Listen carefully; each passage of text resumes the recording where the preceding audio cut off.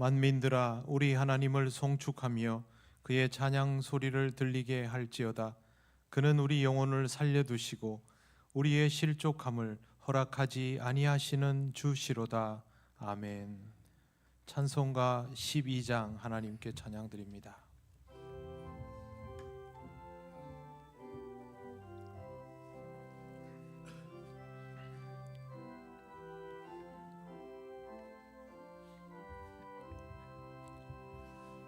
다 함께 주를 경배하세. 주 같은 이가 어디 있을까? 주 앞에 찬양을 드리니 주 성령이여 나를 도우사. 주 기뻐하실 노래 불러서 그 이름 찬양하게 하소서. 내 주여 나를 인도하사 아버지 품에 살게 하시고 주 성령 내 행실 살피사 내 맘과 뜻을 주관하시고 주 성령 내 맘 열어주시사 참 평화 간직하게 하소서. 주 성령 나를 감화하사 새 노래 나의 맘에 솟으니 참되고 간절한 기도로 다 주께 영광 돌려 보내고 주 성령 내 맘 열어주시사 내 주를 찬양하게 하소서.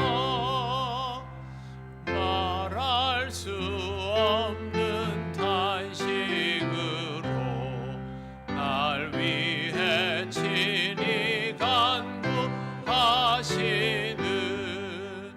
주 성령 날 항상 돕나니 이 천한 몸은 주의 것이며 주님의 기여 이을 자임을 나 밝히 알게 하여 주소서.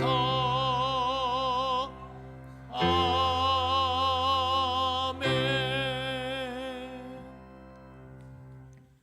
성시교독 127번입니다.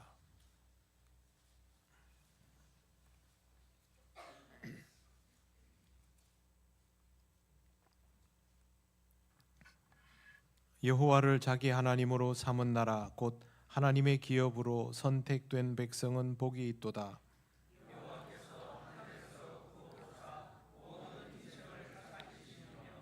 곧 그가 거하시는 곳에서 세상의 모든 거민들을 굽어 살피시는도다.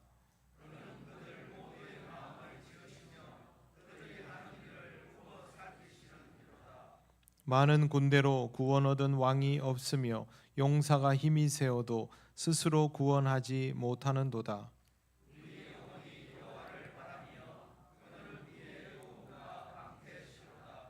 우리 마음이 그를 즐거워하며 우리가 그의 성호를 의지하였기 때문이로다.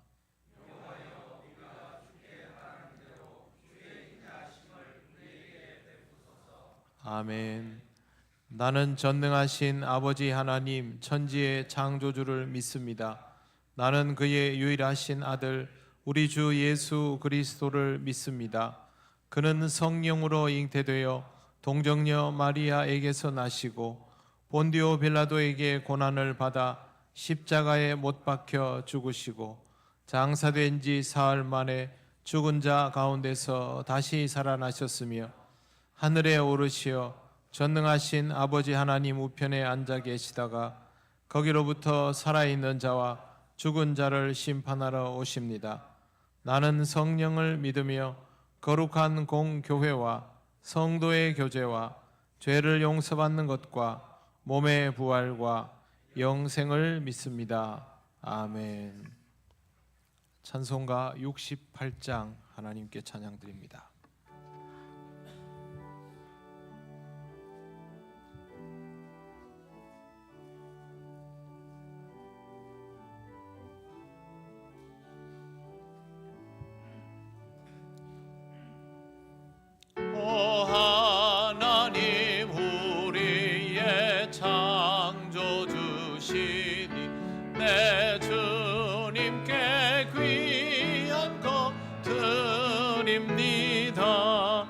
내 주께만 엎드려 경배드리며 내 주의 이름 높이 찬양하네.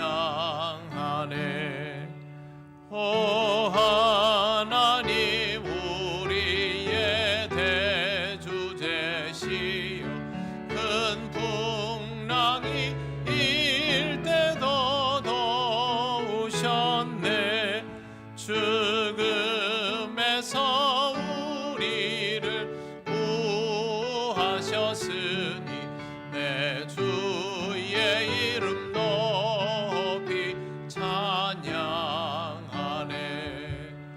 주 하나님 이름을 함께 높이며 대주제께 영광을 돌리오리.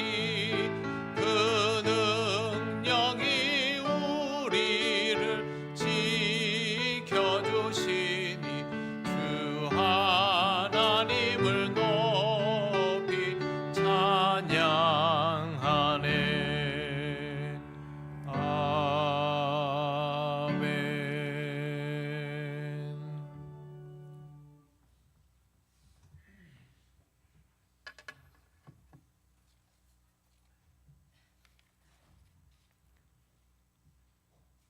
거룩하시고 자비로우신 하나님 아버지, 만물이 생동하는 이 계절에 저희를 주님의 거룩한 전으로 불러주시니 감사와 영광을 올려드립니다.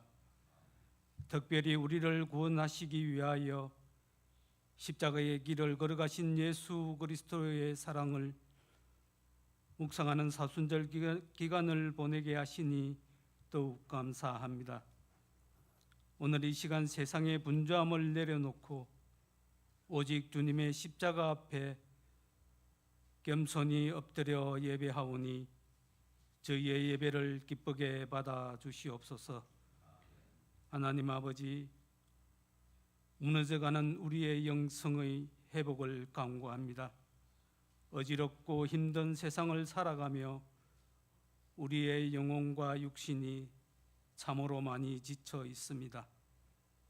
주님보다 세상을 더 의지했고 기도의 시간은 줄어갔으며 말씀의 사모함보다는 눈앞의 이익을 쫓았음을 고백합니다. 이 사순절 기간을 통하여 십자가 앞에서 우리의 죄를 맑게 씻어 주셔서 주님 만난 첫 사랑의 감격을 회복시켜 주시옵소서. 사랑의 하나님 아버지, 성도들의 일상과 육신의 회복을 위해 기도합니다. 고단한 삶의 무게로 인하여 온갖 마음이 병든 성도들을 기억하여 주시옵소서. 질병 중에 있는 자들에게 치유의 강선을 바라여 주시고 경제적 위기 앞에 낙심한 자들에게 하늘 문을 여시어 어려움을 벗어나게 하시며 관계의 어긋남으로 아파하는 이들에게 화해와 용서의 마음을 허락하여 주시옵소서.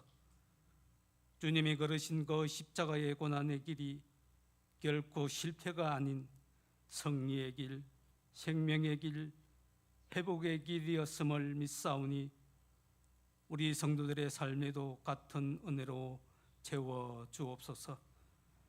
주님, 나라와 민족을 위하여 기도하오니 주님을 믿는 모든 위정자들이 그리스도인으로서 그들의 역할을 다할 수 있도록 인도하여 주옵소서. 오직 하나님의 공의와 정의 그리고 사랑으로 나라와 민족을 경영해 나가게 하옵소서. 특별히 간구하옵기는 여전한 전쟁의 소식은 세계 모든 시민을 불안하게 하오니 전쟁 당사국 위정자들을 주장하시어서 각자의 욕심과 욕망은 내려놓고 사랑과 평화의 길로 갈 수 있도록 인도하여 주시옵소서. 주님, 우리 통영교회를 위해 기도합니다. 우리 교회가 이 통영 땅의 치유의 방주가 되길 원합니다. 상처 입은 영혼들이 이곳에 와서 쉼을 얻고 절망하던 이들이 다시 일어설 용기를 얻게 하옵시고, 또 모든 성도들이 서로의 아픔을 공감하며 그리스도의 사랑으로 묶여 하나 되게 하옵소서. 아버지 하나님, 우리 동룡교회가 이러한 공동체가 되길 원합니다. 사랑과 진리의 공동체, 모이기를 힘쓰는 공동체, 기도에 힘쓰는 공동체, 말씀으로 충만한 공동체, 서로 교제하며 회개할 줄 아는 공동체. 하나님 아버지, 아름다운 교회를 이루기 위해 많은 노력과 인내가 필요한 줄 아오니 도와주시고 인도하여 주옵소서. 주님, 부활의 소망을 붙듭니다. 십자가 고난 뒤에 찬란한 부활이 있음을 기억하게 하셔서 비록 어렵고 힘들더라도 우리 모든 성도들이 좁은 문 좁은 길 가게 하옵소서.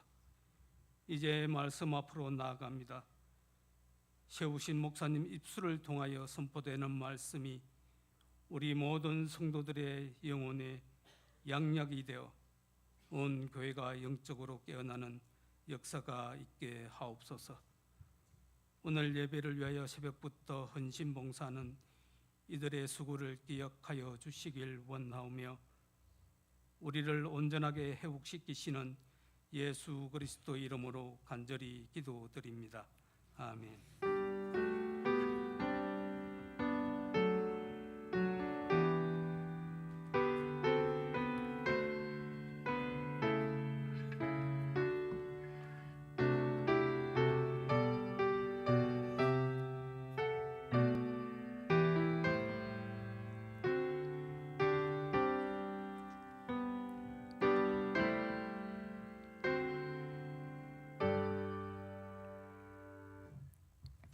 하나님께서 우리에게 주시는 말씀 에베소서 4장 1절에서 6절입니다. 이 말씀은 신약 성경 313쪽에 있습니다.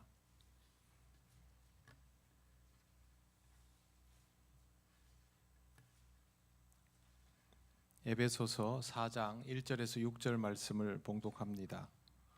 그러므로 주 안에서 갇힌 내가 너희를 권하노니 너희가 부르심을 받은 일에 합당하게 행하여 모든 겸손과 온유로 하고 오래 참음으로 사랑 가운데서 서로 용납하고 평안에 매는 줄로 성령이 하나 되게 하신 것을 힘써 지키라.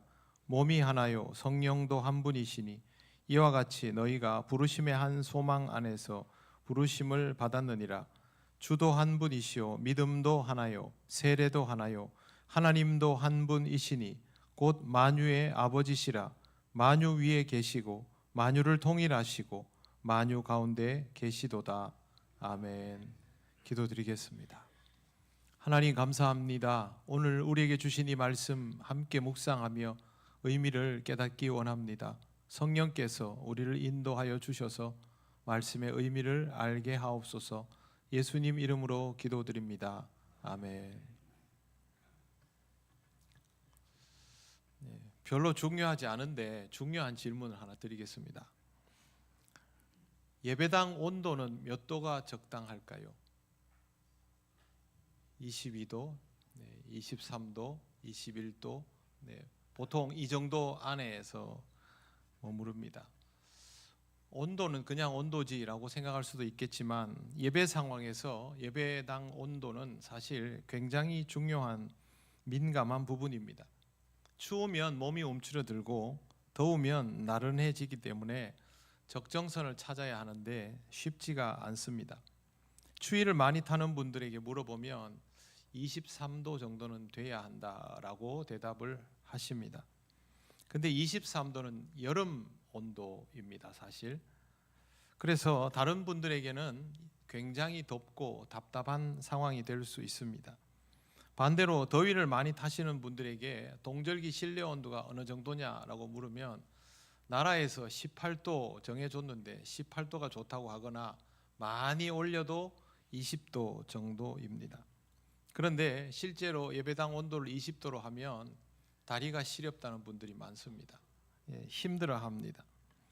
제가 부목사 시절부터 제가 지금 만 25년이 넘었거든요. 가지고 있는 공식이 있습니다. 뭐냐 하면 날씨가 동절기로 찾아 들어갈 때는 점점 추워지기 때문에 실내 온도를 22도로 맞춥니다. 지금처럼 동절기에서 풀려 나갈 때는 21도로 맞춥니다. 날씨가 추워지니까 22도로 맞춰도 적당해지고 풀릴 때는 21도로 해도 기온이 서서히 올라가기 때문에 같이 비슷해집니다. 여름에도 더워지는 계절에는 21도로 맞추고 다시 추워지면 22도로 맞춥니다. 여러분들이 춥다 덥다 저희한테 아무리 얘기해도 저는 예배부 차장들과 교역자들에게 온도를 이대로 맞추도록 계속해서 이야기를 합니다. 누군가에게는 좀 춥기도 하고 누군가에게는 좀 덥기도 하지만 우리 모두에게 가장 적당한 기준이 이것이기 때문에 이걸 그대로 유지하는 것입니다. 만약 여러분 중에 개인적인 성향에 따라서 못 참겠다고 에어컨을 마음대로 껐다가 켰다가 온도를 조절해 버리면 본인에게 맞출 수 있을 것 같지만 많은 사람들을 더 어렵게 만들 수 있습니다. 그래서 우리는 지금 알아서 예배 시간에 계절에 따라서 자기가 앉기 좋은 자리를 찾아서 거기에 붙박이처럼 그렇게 위치하고 있습니다. 예배 컨디션을 나름대로 유지하려고 하는 것이죠. 온도는 그래도 옷 입고 벗고로 위치 선정으로 어느 정도 해결할 수 있습니다만 가치와 관념의 차이는 이런 방식으로 해결이 어렵습니다. 훨씬 다양하기도 하고요. 짜장면과 짬뽕을 선택하는 그런 수준이 아니라 인생의 방향과 목적과 방법을 설정하고 함께 행동에 옮겨야 한다라면 이 차이는 아주 어렵고 부담스럽게 다가오게 되어 있습니다.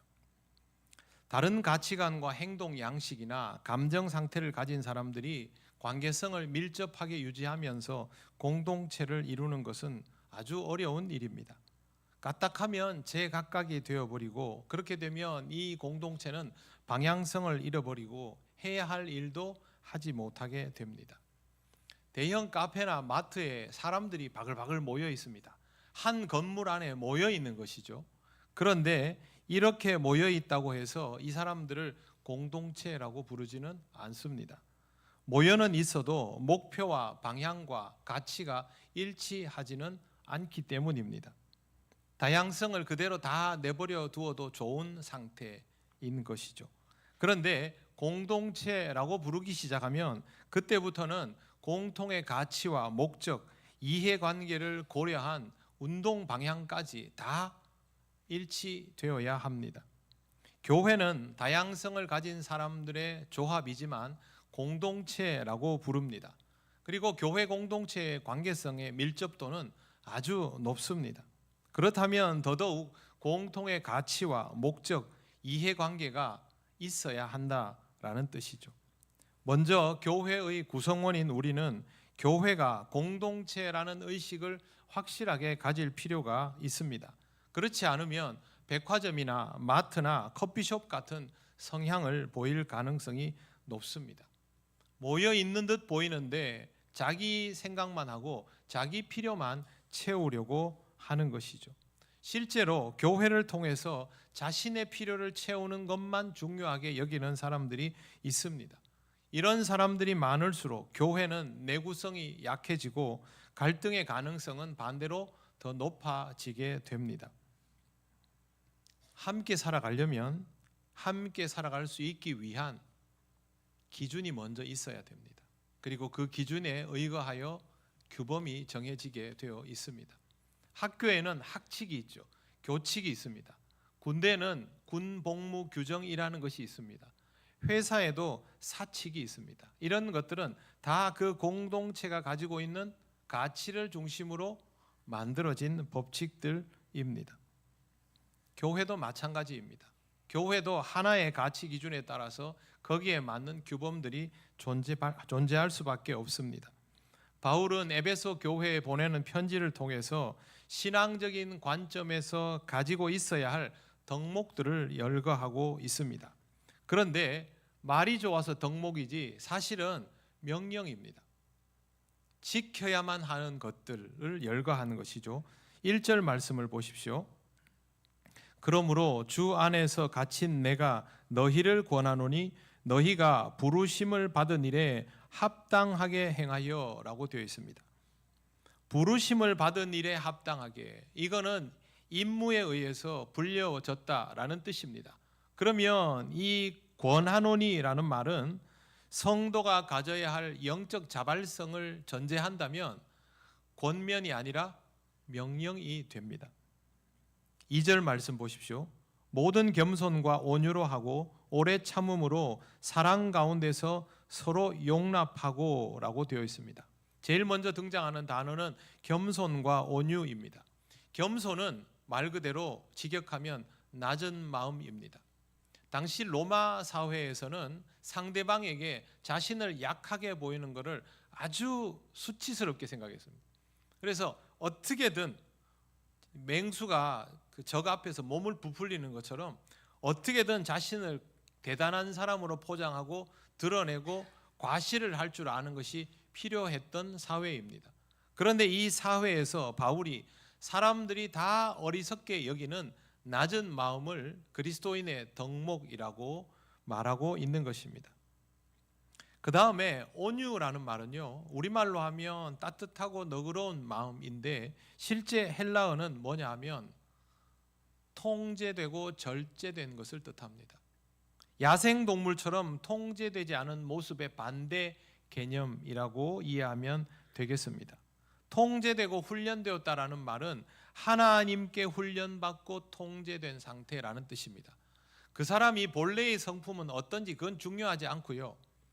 하나님이 만져서 만져진 대로 움직여질 수 있는 사람, 그렇게 해서 절제된 것, 그것이 바로 온유입니다. 그런데 여기에 바울이 모든이라는 단어를 붙여 놓았습니다. 모든 겸손과 온유로 이렇게 됩니다. 그 말은 최고 수준을 유지하라는 뜻입니다. 어느 정도까지만 온유하고 어느 정도까지만 겸손하고 그러면 안 된다라는 것이죠. 최고의 상태로 낮은 마음과 하나님 앞에 훈련되고 통제된 상태가 유지되어야 한다. 쉽겠습니까? 어렵겠습니까? 어렵습니다. 거의 불가능하다고 우리는 생각합니다. 그런데 뒤에 보면 더 어려운 것이 나옵니다. 오래 참음으로 사랑 가운데서 서로 용납하고, 서로를 용납하는데 사랑 가운데서 용납하라고 합니다. 반대로 말하면 억지로 용납하는 거죠. 억지로 용납하는 것은 안 된다는 뜻입니다. 억지로 용납하는 건 이런 겁니다. 내가 여기까지는 참는다. 내가 여기까지는 봐준다. 선 넘으면 그 다음은 없다. 이거는 시한폭탄입니다. 터지게 되어 있습니다. 하지만 범위를 사랑으로라고, 사랑 가운데서라고 말해버리면 범위가 사라지게 됩니다. 상대방을 진심으로 아끼지 않는다면 오래 참음은 불가능합니다. 그리고 성경에 나오는 모든 개념들은요, 기본이 존재론적인 것입니다. 그 사람의 가치 자체를 귀중하게 여기는 것입니다. 이것도 어려운데 뒤에 보면 평안에 매는 줄도 이야기합니다. 이 말은요, 적극적인 화목을 이루라는 뜻입니다. 지난주에 제가 세상의 평화는 거짓 평화다라고 말씀을 드렸습니다. 세상의 평화는요, 잠시 싸움을 멈추는 수준입니다. 평안에 매는 줄은 이것과 다릅니다. 전쟁을 하지 않는 것이 아니라 적극적으로 위험 요소들을 없애는 관계를 만드는 것, 즉 평화를 유지해내는 것입니다. 서로 맞지 않는데 평화롭게 지내는 것은 매우 어려운 일입니다만 그렇게 해내야 합니다. 왜 그러냐 하면 성령께서 우리를 그렇게 이끄시기 때문입니다. 성령님이 먼저 일을 하시고 그 안에서 평안에 매는 줄이 형성이 되면 그걸 지켜내라는 겁니다. 가능하겠습니까? 불가능하겠습니까? 대답하기 어려우시죠? 네. 인간적으로는 불가능합니다. 왜 불가능하냐 하면 상호간에 이게 이루어져야 하는데 기준을 맞출 수가 없는 것이죠. 내가 저 사람한테 맞추면 평화가 유지될까? 저 사람이 나한테 맞추면 평화가 유지될까? 그 고민이 전부가 되어버립니다. 이 불가능한 것들을 바울이 권했기 때문에 성경 말씀에 쓰여져 있음에도 불구하고 그 시대 사람들은 물론이고 우리도 이 말씀대로 살아가려 하지 않습니다.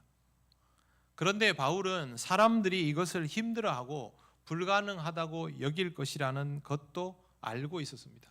그래서 이렇게 말을 합니다. 4절을 보시기 바랍니다.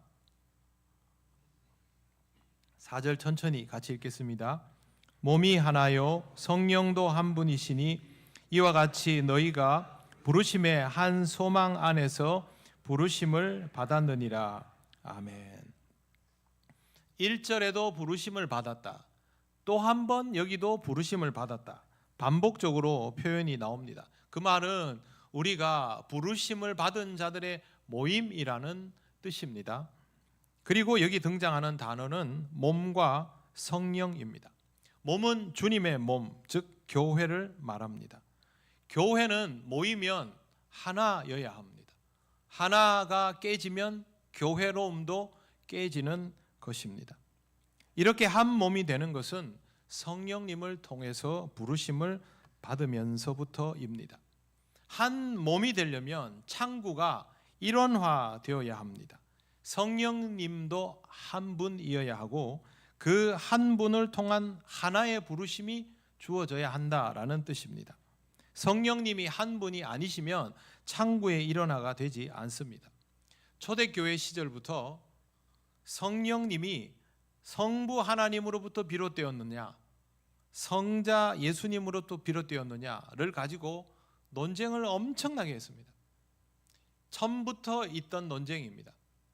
그런데 이렇게 되면 창구가 둘이 되기 시작합니다. 하나의 교회라고 모여 있으며 다른 부르심을 말하게 되는 것이죠. 바울은 이 부분에 대해서 아주 분명하게 선을 긋습니다.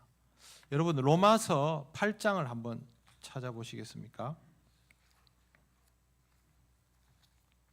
제가 페이지를 250쪽입니다. 250 신약성경 250쪽 로마서 8장 9절 말씀. 우리 천천히 같이 한번 읽어보겠습니다. 만일 너희 속에 하나님의 영이 거하시면 너희가 육신에 있지 아니하고 영에 있나니 누구든지 그리스도의 영이 없으면 그리스도의 사람이 아니라. 아멘. 여기에 보면 하나님의 영, 그리스도의 영이라는 표현이 나옵니다. 그런데 내용을 보면 하나님의 영과 그리스도의 영이 구별되어 있는 게 아닙니다. 하나의 영에 대하여 바울이 의도적으로 하나님의 영이라고 말해놓고 그리스도의 영이라고 또 한 번 말하는 겁니다. 그 말은 구별 짓지 말라는 뜻입니다.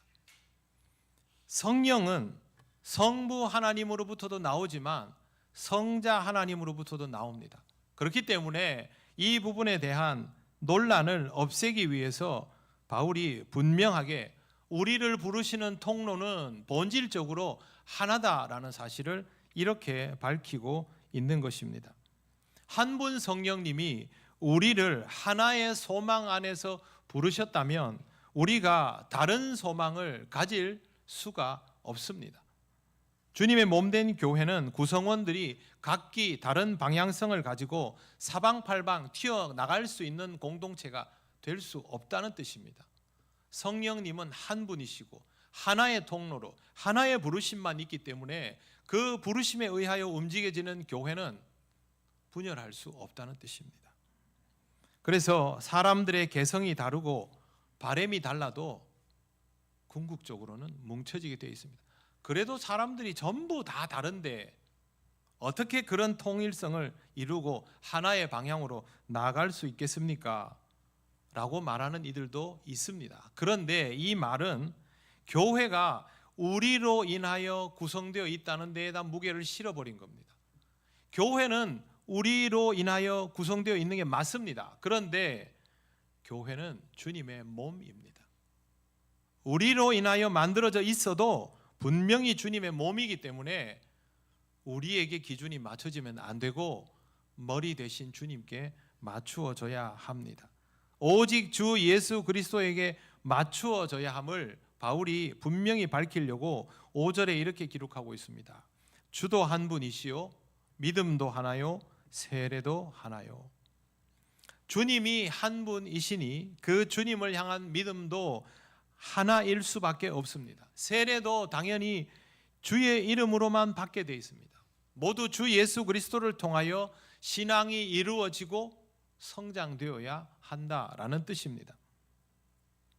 신앙이 취미생활인 사람들은 이런 내용 별로 안 중요합니다. 어차피 하나님이라는 대상은 내가 필요할 때만 찾으면 되고 그렇게 사용하는 도구 같은 존재인데 이 통로가 하나이든 세 개이든 필요할 때 쓰면 되지라고 생각합니다. 그러나 그런 하나님은 나의 주인이 아닙니다. 주님 아닙니까? 주님이라는 말은 나의 주인이 명령권자가 한 분밖에 없다라는 뜻입니다. 지휘관이 한 명이면 명령도 하나입니다.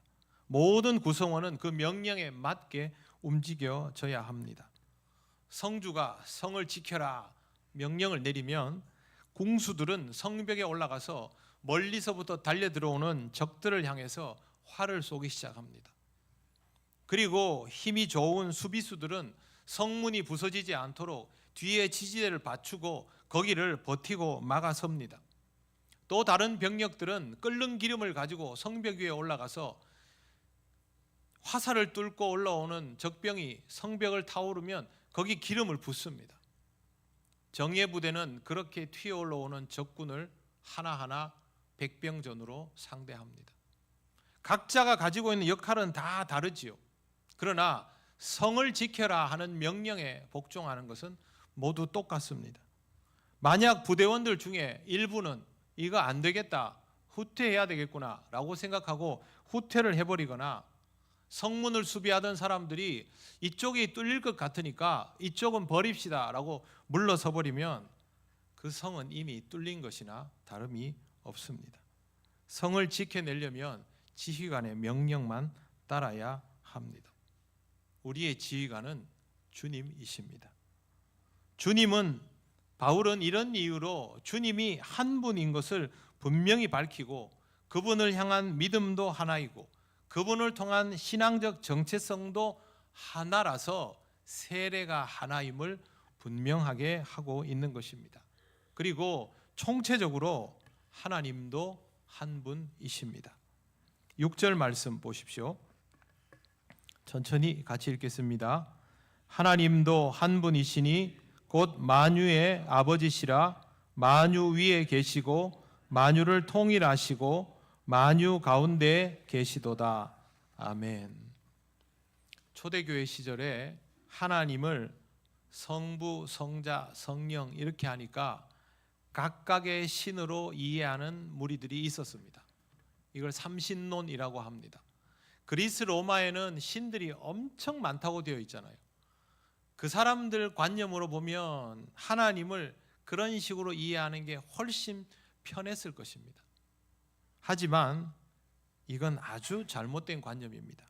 만약 교회 안에 구성원들이 하나님을 그런 삼신론적으로 이해하기 시작하면요, 교회 안에 성부파, 성자파, 성령파 이렇게 나뉘거나 시간이 좀 지나면 성부교단, 성자교단, 성령교단 이렇게 나뉘게 됩니다. 그러면 주님의 몸된 교회는 오해되는 것이죠. 바울은 분명히 하나님이 한 분이시라고 말합니다. 예수께서 나와 아버지는 하나이니라 말씀하셨고 나를 본 자는 아버지를 보았다고 말씀하셨기 때문입니다. 우리에게는 만유의 주제이신 성부 하나님과 인간의 역사 속으로 친히 들어오신 성자 하나님과 영으로 임재하시는 성령 하나님이 우리 수준에서는 각기 다르게 경험됩니다. 만유 위에 계시는 이는 성부 하나님입니다. 만유를 통일하시는 이는 세상의 모든 죄를 지고 십자가를 지시는 성자 하나님입니다.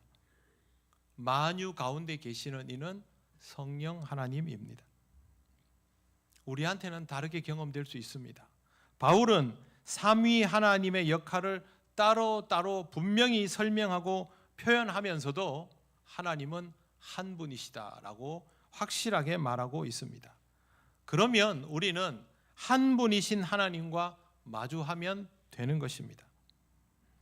여러분, 성부 하나님의 섭리에 맞추는 것과 주 예수 그리스도의 말씀에 맞추는 것과 성령님의 인도하심을 따르는 것이 전부 다 따로따로라는 생각을 해보셨습니까? 여기에 일체감이 없고 전부 분열되어 있다는 느낌이 들었습니까? 아니지요. 하나님의 섭리와 그리스도 말씀과 성령의 인도하심은 위격이 다름에도 불구하고 우리에게는 통일성 있게 다가옵니다. 그렇기 때문에 우리는 신앙생활을 하며 하나님의 전적 임재를 이질감 있게 생각하지 않습니다. 위격이 달라도 하나님은 한 분이신 것입니다. 이로 인하여 우리가 하나님을 만나려 할 때 창구가 각기 다르면 어떻게 하나라는 고민을 할 필요가 없습니다. 하나님은 한 분이시기 때문에 우리를 향한 하나님의 말씀은 어떤 위격으로 다가오더라도 언제나 동일합니다. 다양하지 않습니다. 모두가 이 말씀에 집중하면 우리들이 가지고 있는 다양성을 뛰어넘어서 통일성을 받아들일 수 있는 것입니다. 하나님은 교회의 방향을 이미 분명히 결정하셨고 머리를 주라 하셨고 우리에게 갈 길을 말씀하여 주셨습니다. 우리들 각자의 성향과 상황과 판단은 다를 수 있지만 그것은 한 몸을 이루는 교회의 방향을 결정할 수 있는 조건은 아닙니다.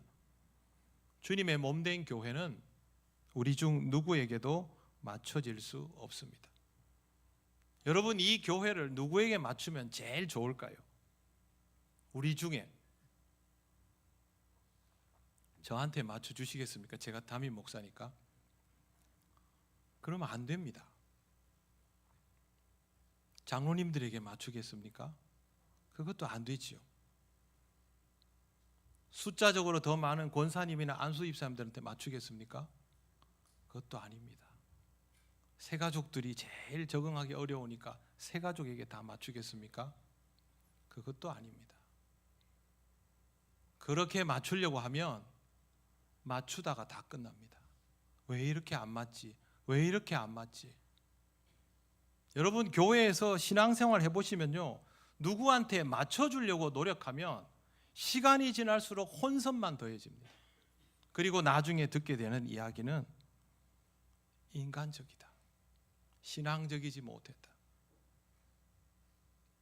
기준이 될 수 없는 곳을 기준으로 맞추고 거기에 방향을 결정해서 움직이려고 하니까 수고해도 결과는 없고 계속해서 갈팡질팡만 하는 것입니다. 그럴 필요가 없습니다.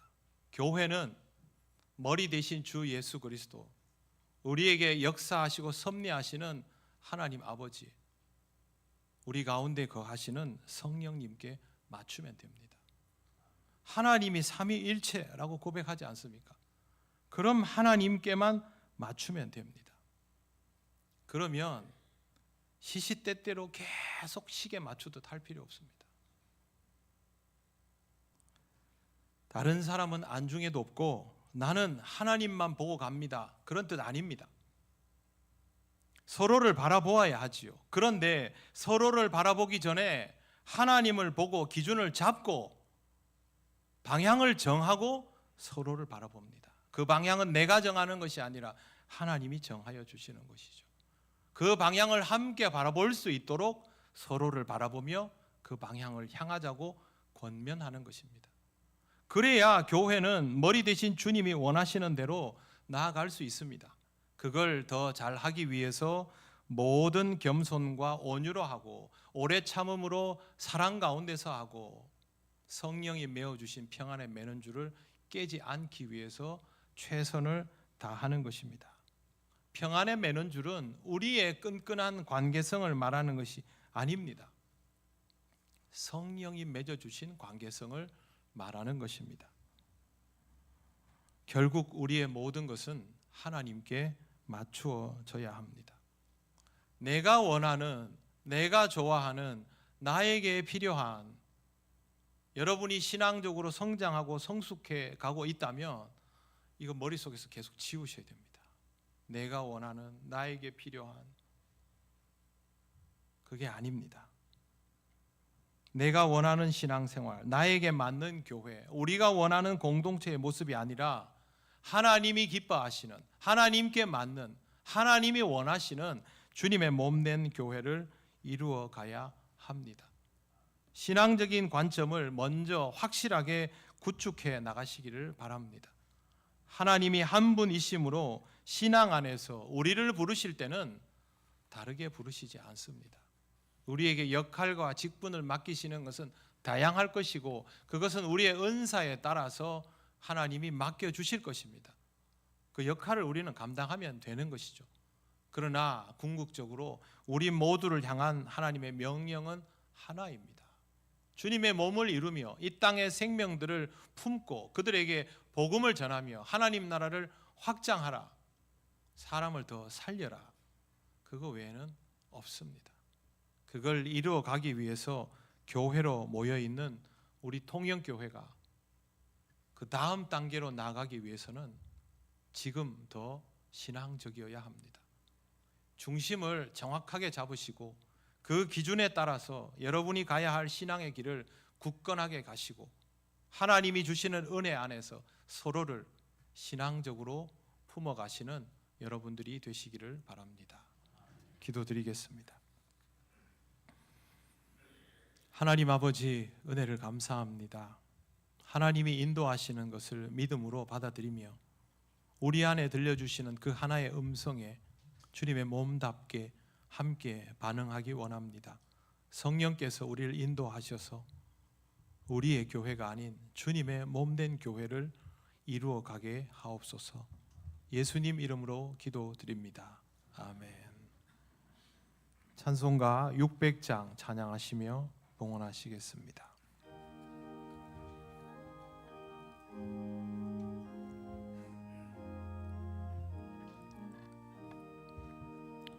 교회에 참된 터는 우리 주 예수라. 그 귀한 말씀 위에 이 교회 세웠네. 주 예수 강림하사 피 흘려 샀으니 땅 위의 모든 교회 주님의 신부라. 온 세계 모든 교회 한 몸을 이루어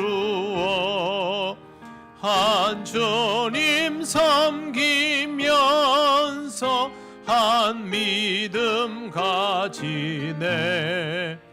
한 이름 찬송하고 한 성경 읽으며 다 같은 소망 품고 늘 은혜 받도다. 땅 위의 모든 교회 주 안에 있어서 하늘의 성도들과 한 몸을 이루네.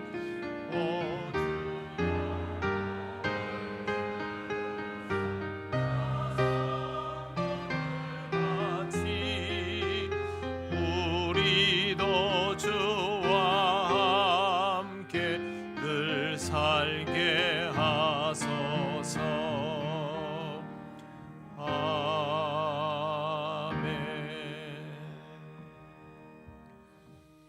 하나님 아버지, 크신 은혜를 감사합니다. 오늘도 은혜를 기억하며 이 시간 하나님 앞에 예물 올려 드립니다. 기쁘게 받아 주시옵시고 하나님 나라와 영광을 위하여 쓰여지게 하옵소서. 한 주간 동안 또 주님의 몸다운 교회의 구성원으로 이 땅을 살아갈 때에 주께서 필요를 채우실 뿐만 아니라 주신 은혜를 누릴 수 있는 지혜를 주시기를 원합니다. 우리 모든 성도들의 삶을 지켜 주시옵소서. 예수님 이름으로 기도드립니다. 아멘.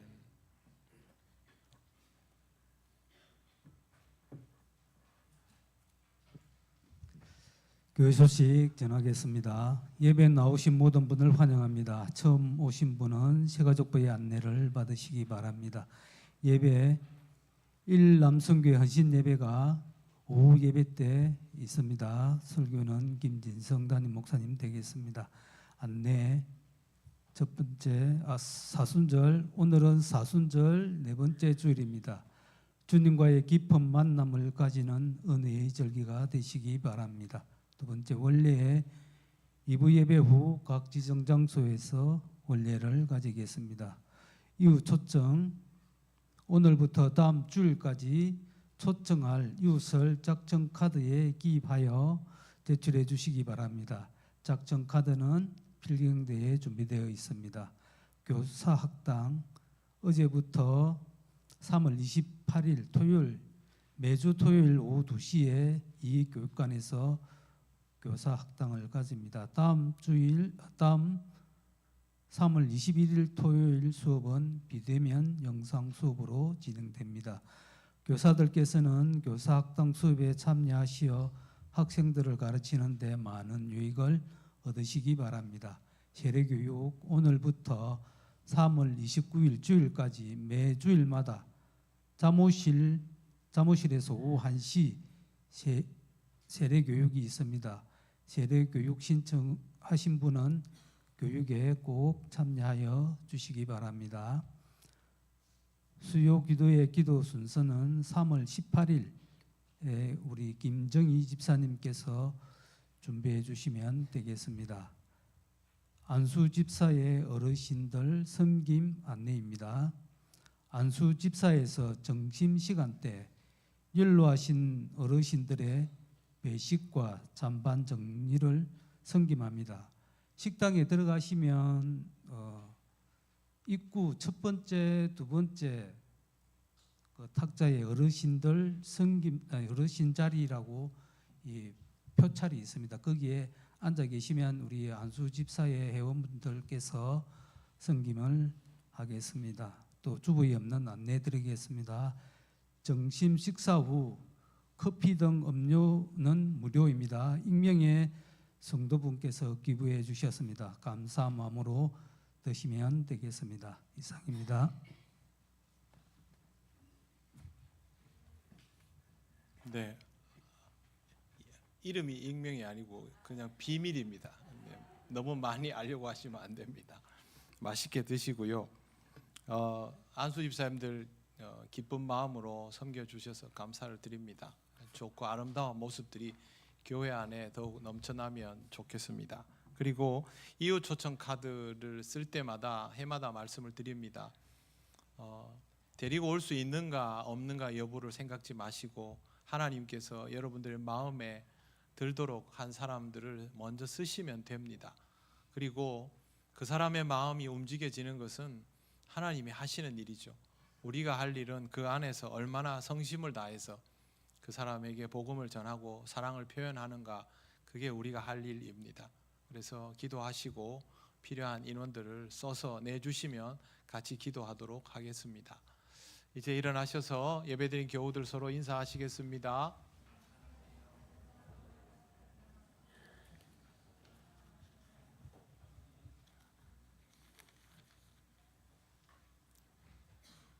찬송가 635장 주기도문 찬양 드립니다.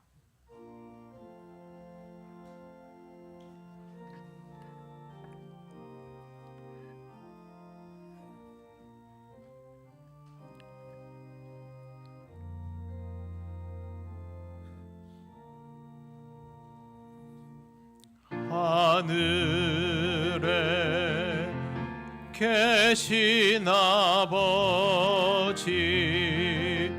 이름 거룩하사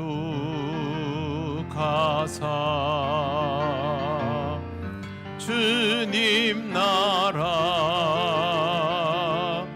임하시고 뜻이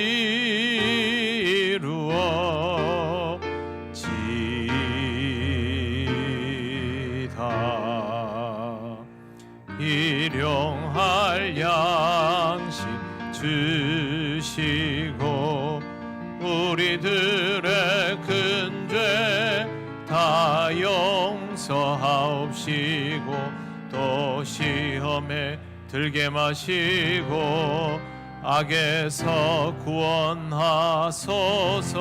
내게 주의 나라 주의 권세 주의 영광 영원히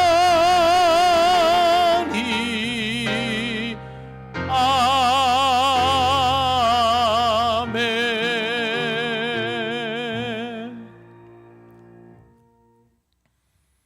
우리 주 예수 그리스도의 크신 은혜와 하나님 아버지의 놀라우신 사랑과 성령님의 교통하시고 인도하여 주심이 주님의 몸을 이루며 하나의 부르심 앞에서 함께 믿음으로 살아가기를 원하는 이 시간 예배하는 권속들 위해 영원토록 함께 하시기를 간절히 축원하옵나이다.